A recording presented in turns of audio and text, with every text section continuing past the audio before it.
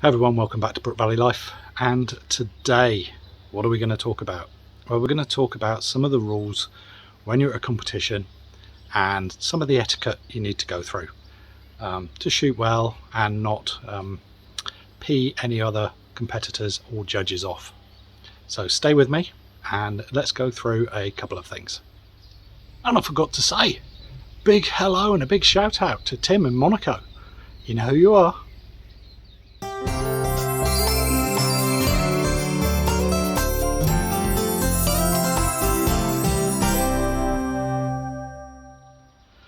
So hello, welcome back.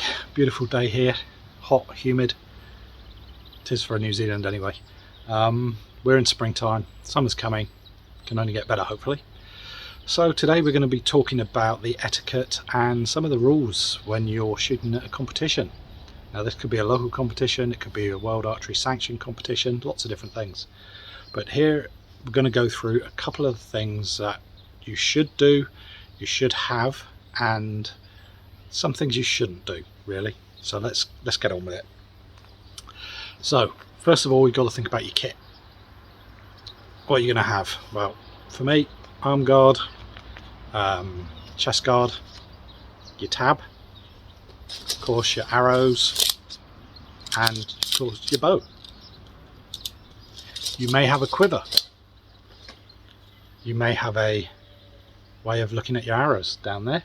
This could be like set binoculars or what I've got here, monocular, or you could get a spotting scope on a tripod. We'll cover that shortly. So first thing that's going to happen, you're going to go, and you have to go if it's a World Archery sanctioned event, and this could be a local event as well, you need to get your equipment checked. What do we mean by checked? Well, they will check your bow. They will make sure that you're not cheating anyway. There are rules that you have to abide by. You're not allowed any secondary sighting stuff. Compound bows, you're only allowed up to 60 pound, I believe. Don't do that. They will check your bow, especially the recurves. They'll look for any marks on your limbs for sighting. Your scope, if you have, like what I've got here. This is the Brady Ellison version of the Shrewd scope. That cannot be magnified. Just put this down. Yeah, it can't be magnified, so it just can be a piece of glass or just to see straight through with no glass in there. I've got glass in mine because it's got the dot on it that I use. They will then check your arrows. Your arrows need to be marked. Let's see if we can see that. There we go. And you'll notice mine is AR3. So that's my initial, A and R, and number 3, this is number 3 arrow. So they know they're your arrows. Can you change your arrows during the shoot? I believe you can. As long as they're checked at the beginning when you do their bow check, everything's good. Tab. They will check your tab, make sure there's nothing untoward on there that can cause you to cheat. Yeah, these are just the AAE KSL Gold in aluminium. This is what I use, and it's just a piece of leather with a piece of cordovan on top, I believe. Now, if you're doing a field round and it's an unmarked field round, this is a big no-no. What is it? It's a rangefinder. I've done a review on this one. This is the WB Lamic. It's a Chinese version. Can be used for golf, hunting, anything. This thing goes out to a long way. That's 900 meters. This will go out to I think 1200 meters. Field round, unmarked, big no-no. Spotting scope. Yeah, as long as there is no way of telling distance, and it is just a spotting scope for checking your arrows, everything's good. I use this because I don't like using a spotting scope on a tripod, and we'll get to that shortly. So this is what they're going to check, and they're going to check your attire as well. So there are rules on what you can wear. Needs to be archery related, usually black trousers, or if you're in the UK I think they wear white. I've been picked up on that because I was wearing grey and I had to change. Hey ho. But yeah, if you're shooting in winter, sometimes you don't want to get black stuff on and you get all dirty, but so be it. But you'll notice even at the Olympics and all that, they're usually wearing shorts because it's the summer and you can virtually get away with anything then.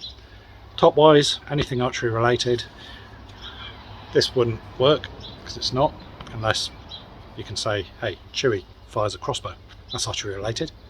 But what else do you need? Well, always carry a pen. Not a pencil, a pen, because you may well be the person taking the results down when you get to that end, and we will do. Pencils can be rubbed out, pens can't. That is what you want. So if you make a mistake, it's a line through it, initial it, and yeah, away you go. So we've got everything there. Is there anything else you need?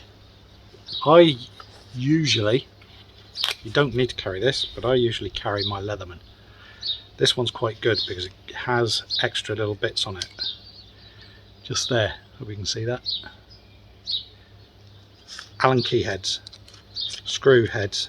So if something comes loose and I need to change something quickly, whip it out, fix it. Anything else? I always carry some, this is arrow lube, because depending on what type of target you're shooting, these can really get stuck in them. Yeah, and we're not just talking about going in a long way, we're talking about trying to get them out is really difficult. So arrow lube, I found the Fasco ones are pretty bad, or the 11. An arrow puller as well, so you can't damage your arrows, and if you're pulling someone else's arrows you don't want to damage them and bend them. I think that's about it. Also, while you're there, some stuff to take with you. Plenty of water. You can see what it's like today, and I'm just playing at home, training, and yeah, it's hot. I will dehydrate. I will have something to drink shortly, but I'm already sweating just in the sun here, and because I'm quite fair-skinned, as you can tell, yeah, sunscreen. Get a sunscreen that you don't have to keep reapplying if you can, and be careful when you're putting it on around your face. I've had it before where I've been out in the sun, sunscreen on, thinking everything's good, drinking plenty of water, but I'm sweating, and the sunscreen gets in my sweat, comes down into my eyes, and oh boy, sting, sting, sting. So just be careful what you do, and also, yeah, you may want to get something, some chalk bags or something like that, just to keep your hands dry as well. So, when we are shooting, what do we need to worry about? Well, you have an 800mm section of ground to yourself. Inside that 800mm, you need to fit yourself, your bow, and your tripod with a spotting scope on, if you have one.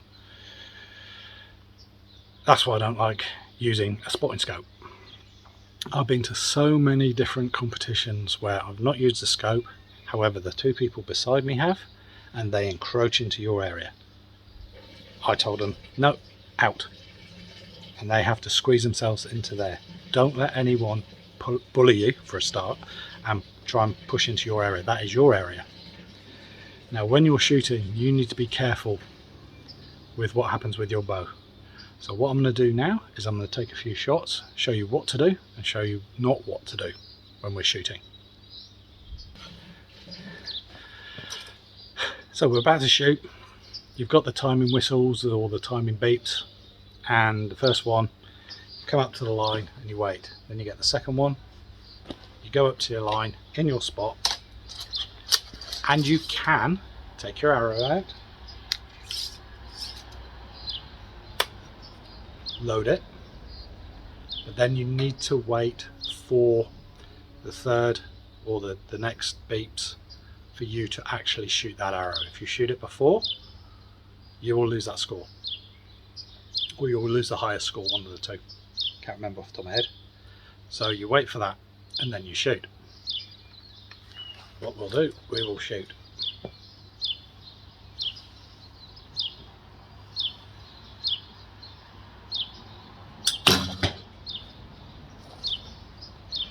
Now you notice my bow, it went forward.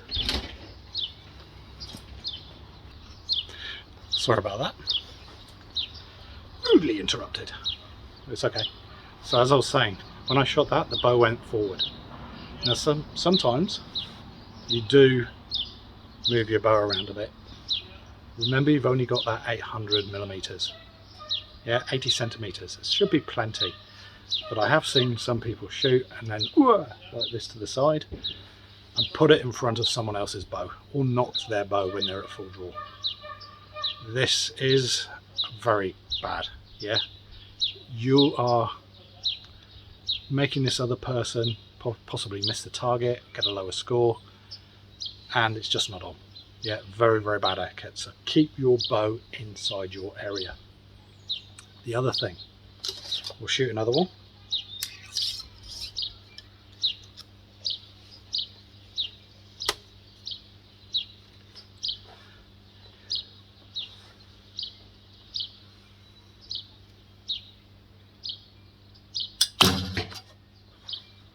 Yeah, everything's good.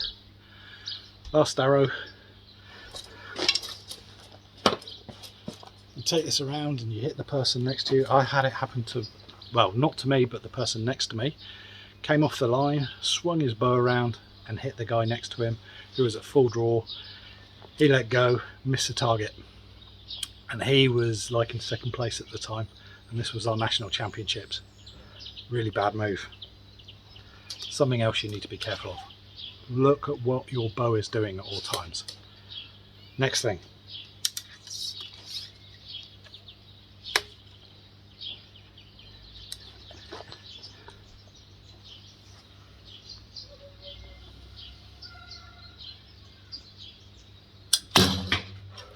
Oh, for fuck's sake. Can't believe I missed. I never miss. Is this regulation size? Yeah, this is, yeah, I'm not doing this anymore. Yes, it happens. You can get the person, if you're lucky, you're standing next to, and if they don't get what they want, they're like a petulant little child. They shout, they swear, they walk off the line, they pack everything away. Some of them even go home. Yeah. Ah, I can't win now. It's not worth me staying. I'm better than this. I can beat everybody here. Don't do it. Stay relaxed. You have a bad shot, so be it. So, always remember, you're up at the line, you shoot,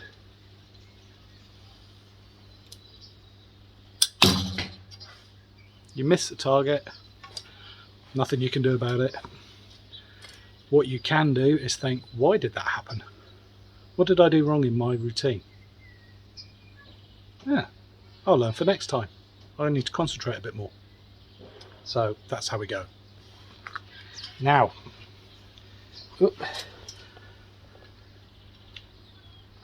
I'll just put my bow down. Mine's here. When you're at a competition, don't crowd the line. Keep it open so you can walk back to where you're going to. I've seen it so many times where people put their bow as close to the shooting line as possible, and it makes it difficult for people to get onto the line, because you may have two different sets of people shooting, because you have 4 people on one target. First time, first 2 people shoot. Next, second 2 people shoot. So you can get more people shooting in a single competition. So don't keep your bow too close to the line, please. Yeah. And one more thing, one thing that really bugs me, and now this is just me, is when people take their arrow out, they give it a twirl around and all this crap, and then anyone who's around and all that type of thing. And also look at where your arrows are pointing. See mine, hopefully. just there, pointing that way. A lot of people have field quivers that they use and their arrows point backwards and they jab into you. Even though you're within your own 800, their arrows are pointing into yours, and as they move around they hit you. Oh. So we're going to stop there. We're now going to go down this end, or that end I should say, and see what you should do at the target. So we're at this target end. What do? We do not touch our arrows. We don't come up and go, oh look, that's now touching there. No, big no. We look at our arrows, we don't touch them, and then we mark them.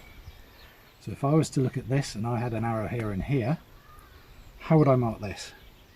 Well, this one is a 10, this one is a 9, this one is an 8, this one is an 8, that's a miss. So how would I mark it? 10, 9, 8, 8, miss, and you write it down. And always go from the highest to lowest, and remember, you start in this little bit here, which is the X. So X, 10, if you had an X, and then move outwards. Once you've done that, and everyone's happy, let's go back one first. If I was to say, hang on a minute, this one is touching the line, that's another 10. This one isn't, but if it were, I thought it was touching the line, he or she, whoever I was shooting with, didn't. We would call a judge over and get them to give a ruling on it. As long as everyone's happy to say, okay, that's a 10, not a 9, we'll write it down as a 10. But if the person you're shooting with thinks it's something different to what you think, get the judge involved. That's what they're there for. Next thing we do is we grab our pen. Without touching the arrows, we mark the arrow holes that we've just made. Now it can be a single mark or it can be a double mark.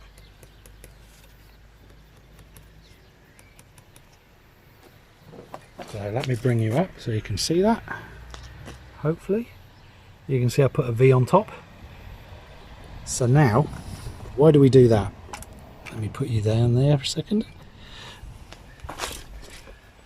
The reason we do that is if we have a shoot through or an arrow fall out and there's a hole with nothing around it, it's showing us where the arrows hit, and we can actually mark that as a score if our arrows hit the target and fallen out.